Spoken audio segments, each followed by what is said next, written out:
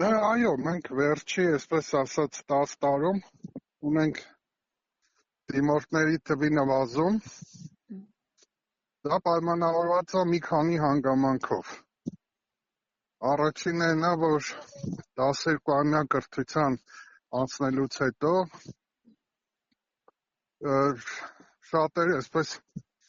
դպրոցական կրթությունից այնքան են հոգնում, ձանձրանում, որ չեն ուզում շարունակել։ Մյուս պատճառը նա, որ շատ աշակերտներ 11-12 դասանում սկսում են աշխատել և այնքան գումար են ստանում, որ մտածում են ինչ իմաստ ունի բուհ ընդունվել, վարձ վճարել, միևնույնն է, անգամ այդ դեպքում չեմ կարող բարձր աշխատավարձի հավակնել։ Այսինքն ուսանողները սկսել են շրջանավարտները կներեք, ավելի ռեալ մտածել և այդ միտումը, որ պետքա բոլորը բուհ ընդունվեն, բուհ չընդունվելը ամոթ է և այլն,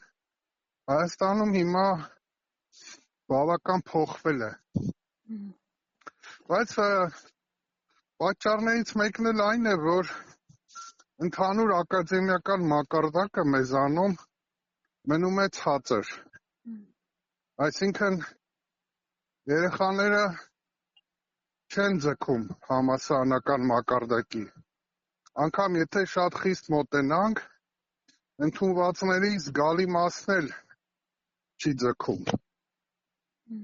Նրանք ընդունվում են այն պատճառով, որ մեզ մոտ դրական ստանալը հեշտ է, և այդպես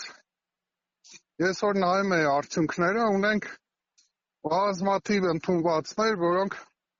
20 միավորի ցածր են հավաքել։ Այսինքն անգամ 10 չեն կարողացել ստանալ, հա։ Եվ պարզ է, որ այդ դիմորդները արդեն շատ դժվարություններ կունենան սովորելու ընթացքում։ Այսինքն մակարդակը նվազել է կրթական։ Այո, մի կողմից դա, մյուս կողմից այդ նախկին բանը սովետական, որ պետքա մեր երեխեն անպայման բուհ ընդունվի, արդեն մոդայիկ չէ։ Բայց դա իր հետևանքները չէ կունենա, պարոն Խաչատրյան, բացասական։ Այո, որովհետև եթե ասենք նախկինում Հայաստանը ուսանողների թվով բավական լավ վիճակում էր, հիմա քանի որ բուհեր ընդունվողների թիվը պակասել է միջազգային չափանիշներով, Հայաստանը արդեն այդպես նահանջելա միջակ դիրքերում է։ Մենք նախկինում տարիներ էինք ունենում, որ 20,000-ից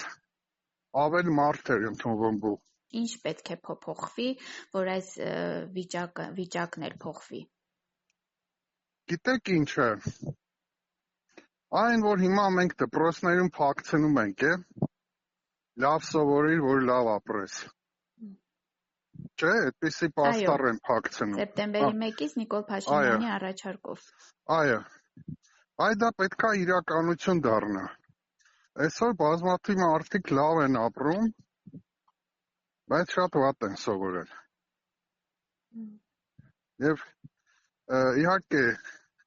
լոզունգներով չես կարող կյանքը փոխել, պետքա իրապես այդպես լինի։ Այսօր Հայաստանում կրթության ոլորտում կան շատ հնարավորություններ, արտագրելով, կեղծելով, փողով գնելով, ուսումնական աշխատանքներ կատարելով։ Արդեն հիմա Facebook-ում վաճառվում են նաև դպրոցական նախագծային աշխատանքներ։ Մա պատկերացնում եք, սա ինչի է բերելու։